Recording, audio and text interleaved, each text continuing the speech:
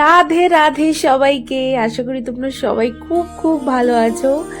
আর ব্রজধাম ভ্রমণের পঞ্চম পর্বে তোমাদের সকলকে স্বাগত। আজকের সকালটা কিন্তু আগের দিনের থেকে একটু তাড়াতাড়ি হয়েছিল, কারণ অ্যাজ ইউজুয়াল আমরা ভোরবেলা উঠে রান্না ঠান্না করে নিয়েছিলাম। আর আজকে কিন্তু খাবারগুলো আমরা প্যাক করে নিয়েছিলাম, কারণ আজকে আমরা বিভিন্ন মন্দিরে পুজো দেব, সেই কারণে কিন্তু আমরা কেউ খেয়ে বেরোয়নি। তো চলো আজকের দিনটা শুরু করি। আজকে আমরা যাচ্ছি কিন্তু রাধা রানীর কাছে, অর্থাৎ বারসানাতে। তো ফার্স্টেই আমরা যাব বারসানা। তো রাধা রানীর মন্দির দেখতে যাব। তোমরা সবাই জানো লাডলিজির কাছে যাচ্ছি। আর একটা কথাতেই আছে যে ভগবান না চাইলে কিন্তু তার কাছে যাওয়াটা অত সহজ নয়।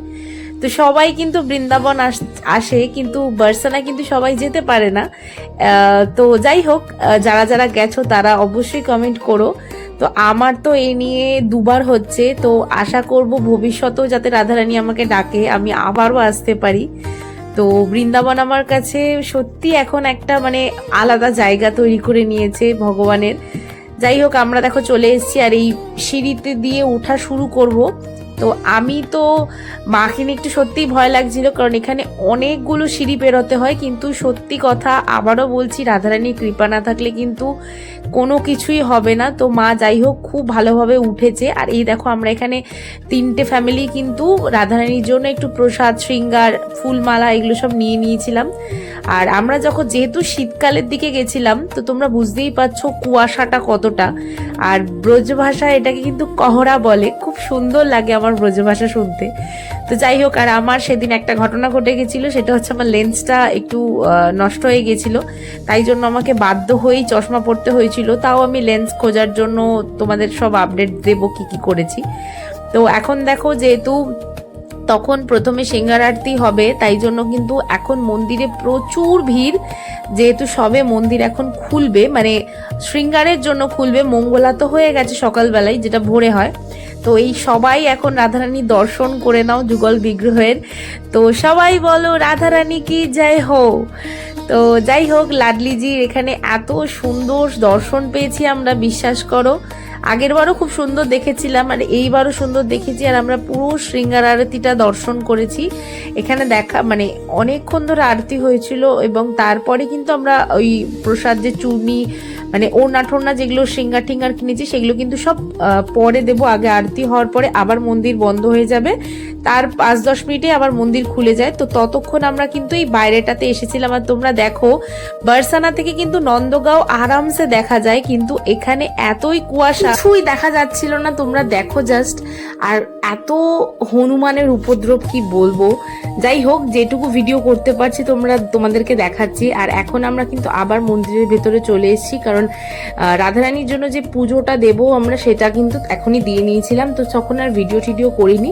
এখন আমরা নিচে চলে এসেছি, কারণ এখন আমরা বেরিয়ে যাব এখান থেকে। তো তার জন্য দেখো আমরা এখন নেমে যাচ্ছি সিঁড়ি দিয়ে।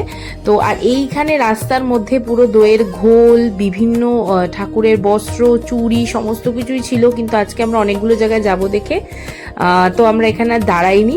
তারপর আমরা চলে এসেছিলাম কিন্তু কীর্তি মন্দিরে। তো কীর্তি মন্দির তো প্রেম মন্দিরের ইয়েতেই তৈরি, যে মহারাজ প্রেম মন্দির তৈরি করেছিলেন, কৃপালু মহারাজ, তিনি কিন্তু কীর্তি মন্দির তৈরি করেছিলেন। আর কীর্তি মন্দিরের অবস্থাটা তোমরা জাস্ট দেখো, এতটাই কুয়াশা যে এদিক ওদিক দেখা যাচ্ছে না। কিন্তু ভীষণ ঠান্ডাও ছিল, বিশ্বাস করো। আর এই মার্বেলের ওপর দিয়ে হাঁটা, ঠান্ডার মধ্যে একটা যুদ্ধ জয় করার মতো ব্যাপার। তো দূর থেকে তোমাদের জন্য ভিডিওটা করেছি, দেখো, কারণ সামনে একদম ফটো তোলা অ্যালাউ নয়, জুম করে জাস্ট করা। তো এখানে মা কীর্তিদার কাছে কিন্তু রয়েছে, কোলে রয়েছে রাধারানী। তো এটাই রয়েছে। আর এখানে বাইরে খুব সুন্দর জিনিসগুলো করা রয়েছে। যদি কোনোদিন রাত্রে আসি তাহলে তোমাদের অবশ্যই লাইটিংটা দেখাবো। তো আশা করি রাত্রে আসা হবে না, কারণ আমরা যেহেতু সকালের দিকেই আসি। তো এখান থেকে এখন তো বেরিয়ে গেছি। তো এখন যেখানে যাব তার আগে তোমরা জাস্ট একটু এই রাস্তাগুলো দেখো, এত সুন্দর লাগছিল। এখন আমরা কিন্তু চলে এসেছি নন্দভবন, অর্থাৎ নন্দগাঁওয়ের নন্দভবনে। তো এখানে আমাদের ইচ্ছাকৃত গাড়িটাকে অনেক নিচে নামিয়ে দিয়েছিল, দাঁড় করিয়ে রাখতে হয়েছিল, আর আমাদের অনেকটা হেঁটে আসতে হয়েছিল। পার্কিং এর একটা জায়গাতে একটু পার্কিং এর সমস্যা ছিল, কিন্তু গাড়ি কিন্তু রাস্তাতে আসা যেত। যাই হোক, আমরা হেঁটে হেঁটেই পুরোটা উঠেছি এবং এখানেও মন্দির দর্শন করেছি। এখানেও সেই এক শৃঙ্গারের জন্য সমস্ত মন্দিরের ভেতরটা বন্ধ ছিল, পরে মন্দিরটা খুলেছে। তো আমরা বেশিক্ষণ দাঁড়াইনি, কারণ শৃঙ্গার মানে যেটা দর্শন হচ্ছিল সেটা অনেকটা সময় আমরা দাঁড়িয়েছিলাম, প্রায় 10-15 মিনিট দাঁড়িয়েছিলাম, কিন্তু খোলেনি দেখে আমরা বেরিয়ে এসেছিলাম। তো দূর থেকে আমরা মন্দিরটা দেখেছি। মন্দিরের এখানে কিন্তু মানে নন্দ বাবা কিন্তু এখানেই স্বয়ং কৃষ্ণকে নিয়ে থাকতেন, এই মহলেই। তো সেটাই। আর এবারও আমরা কিন্তু চারদিকটা ঘুরে দেখছিলাম, তো আর নামিনি। আর এখানেও পোশাক, ঠাকুরের বিগ্রহ সমস্ত কিছুই পাওয়া যাচ্ছিল। আর এই সর্ষে ফুলের যে ক্ষেত, এবার আমরা যা দেখেছি, বিশ্বাস করো সেই চোখে সর্ষে ফুল দেখার মতনই অবস্থা। এত সুন্দর, এত সুন্দর। এই জায়গাটাতে যদিও সর্ষে ফুল অতটা ছিল না, সর্ষের দানা হয়ে গেছিল, কিন্তু খুবই সুন্দর। তো এরপর আমরা চলে এসেছিলাম কোকিলা বনে। তো তোমরা সবাই জানো কোকিলা বন কেন নামকরণ হয়েছে, সমস্ত কিছু। তো এবার কিন্তু আমি অতটা ডিটেলসে আর বলছি না, যেহেতু তোমাদের আগের বার যখন আমি বৃন্দাবন গেছিলাম প্রত্যেকটা ভিডিওতে আমি তোমাদের ডিটেলস দিয়ে দিয়েছি। তো ভিডিও লিঙ্কগুলো তো অবশ্যই শেয়ার করে দেবো তোমাদের সাথে। আর এখানে আমি গান গাইতে গাইতে যাচ্ছিলাম, ওরা যেটা ভিডিও করছিল। তো যাই হোক, এখন আমরা ভেতরে ঢুকি। আর এইবার এখানে কিন্তু আমি পুজো দেবো দেখে ভেবেই রেখেছি। তো ওকে আগে থেকেই বলে রেখেছিলাম যে তুমি একটু তেল কিনবে, মানে সর্ষের তেল কিনবে, যেটা দিয়ে স্বয়ং শনি মহারাজের কিন্তু পুজো দেওয়া হয়। তো সেটাই আমরা প্রথমে কিনে টিনে নিয়েছিলাম, আর একটাই কেনা হয়েছিল, সবাই ওটা দিয়েই পুজো দেওয়া হয়েছে। কারণ দেখো অত ভিড়ের মধ্যে সবাই মিলে ওখানে যাওয়াটা খুব রিস্ক হয়ে যায়, কারণ এত তেল পড়ে থাকে। তাও দেখলাম এবারে কিন্তু অনেকটা সিকিউরিটি, মানে জিনিসটা ভালো ব্যবস্থাটা ছিল, এরকম পুরো ঢেকে দিয়েছে। আমরা যখন 2 বছর আগে গিয়েছিলাম তখন কিন্তু এরকম ঢাকা ছিল না, ওই ডিরেক্ট শনি মহারাজের ওই শিলাটার ওপরই কিন্তু ডিরেক্ট ঢেলে দিচ্ছিল সবাই। তো এবার তোমরা দূর থেকেই দর্শন করো শনি মহারাজকে। এখান থেকে তেল নিয়ে একটু কিন্তু আমরা সবাই নিয়ে নিয়েছিলাম মাথাতেই। তো তারপর এখানে পাশে ছিল একটা রাধা কৃষ্ণের মন্দিরের বিগ্রহ, সেটা আমরা দর্শন করলাম। তো তারপর এখান থেকে একটু প্রসাদ পেয়েছিলাম, প্রসাদ পেয়ে কিন্তু আমরা বাইরে চলে এসেছি।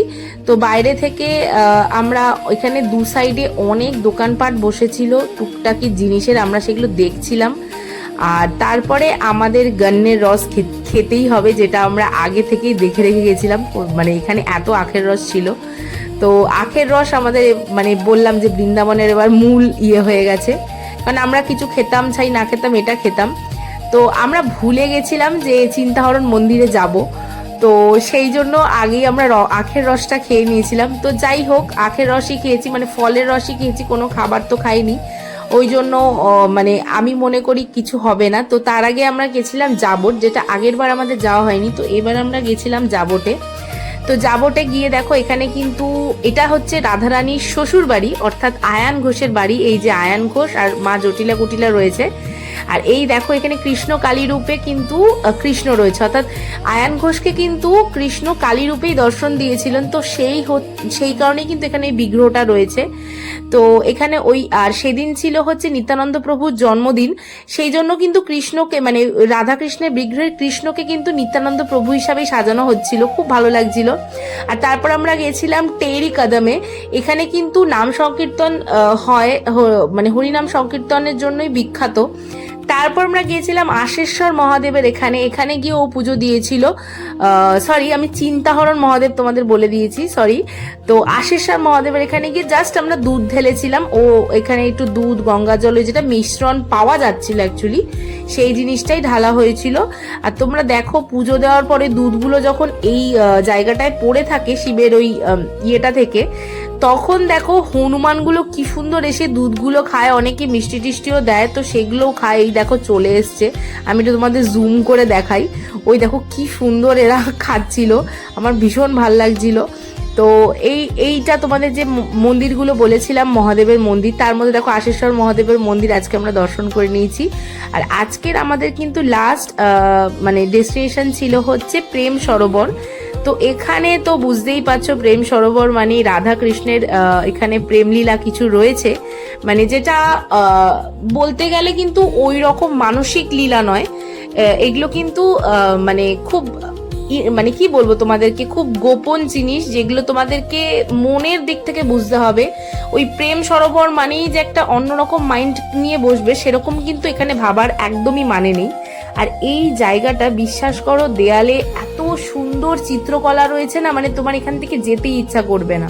প্রত্যেকটা দেওয়ালে এত সুন্দর করে চিত্র করে জিনিসগুলো সাজানো রয়েছে, মনে হবে সবটাই রিয়েল।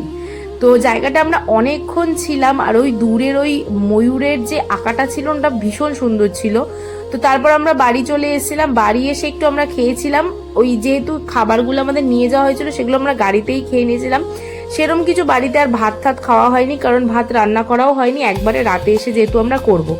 তো এখান থেকে কিন্তু আমরা বেরিয়ে গেছিলাম আমার লেন্সের জন্য খোঁজ করতে, কারণ সব জায়গা থেকে খোঁজ নিয়ে দেখেছিলাম গোবর্ধনই একমাত্র লেন্সের দোকান, মানে লেন্স বলে না, মানে চশমার দোকান টোকানগুলো ওখানেই পাওয়া যাবে যেহেতু ওটা মার্কেট।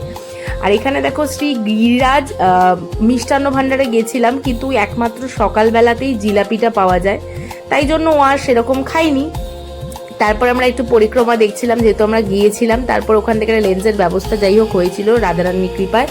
তারপর আমরা চলে এসেছিলাম এখানে রাধাকুণ্ডে, অনেকক্ষণ বসেছিলাম, আমরা একটু নাম জপ করছিলাম, একটু ভগবানের কীর্তন গাইছিলাম, তারপরে সবাই মিলে একটু প্রদীপ দান করলাম। আমি প্রদীপগুলো যদিও বাড়ি থেকেই নিয়ে এসেছিলাম, তোমাদের আগেই বলেছি, প্রদীপ, সলতে, ঘি সমস্তটাই বাড়ি থেকে নিয়ে এসেছি।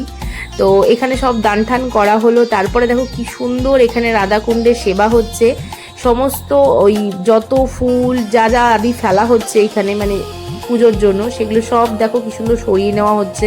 এখন দেখতে পাবে একজন নৌকা করে নিয়ে যাচ্ছে, ওই ওই দেখো দূরে রয়েছে উনি। পুরো রাধাকুণ্ডটা কিন্তু এই জন্যই এখন এত স্বচ্ছ থাকে, এই জিনিসগুলো করা দরকার, আর এই সেবাটা তোমরাও করতে পারো সামনাসামনি যেগুলো থাকে সেগুলো। আর এখানে দেখো রাধাকুণ্ডের আরতিও হচ্ছে, সেটাও আমরা দেখছিলাম। বুঝতেই পারছো যে আমরা কখন এসেছি, আর এখন দেখো সন্ধ্যেও হয়ে গেছে। তারপরে এই মাতাজি তো প্রতিবার আসলেই আমি দেখতে পাই, ইভেন ইউটিউবের ভিডিওতে দেখতে পাবে। তো তারপর সেই মাতাজিও পরিষ্কার টরিষ্কার করছিল এখানে। তারপরে আমরা চলে আসলাম তারপরে একটু চা খেতে, কারণ যেহেতু আমরা বললাম দুপুরে সেরকম কোনো কেউ ভাত খাইনি, একবারে রাতে গিয়েই ভাত খাওয়া হবে, তো সেই জন্য একটু চাটা খেয়ে নিচ্ছিলাম। তারপরে চাটা খেয়ে আমরা চলে এসেছিলাম পরিক্রমার জন্য, যে রাধাকুণ্ড যে আমরা পরিক্রমা করি। তারপরে মাঝপথে দেখলাম একটা কোথায় খিচুড়ি পাওয়া যাচ্ছে, তো আমরা শেষবারে পরিক্রমাটা এসে ওখানে ললিতা কুণ্ডের ওখানেই খিচুড়ি পাচ্ছিলাম, তো ওখান থেকেই খেয়েছি। তারপরে দেখো এরা দেখো প্রসেশন নিয়ে বেরিয়েছিল।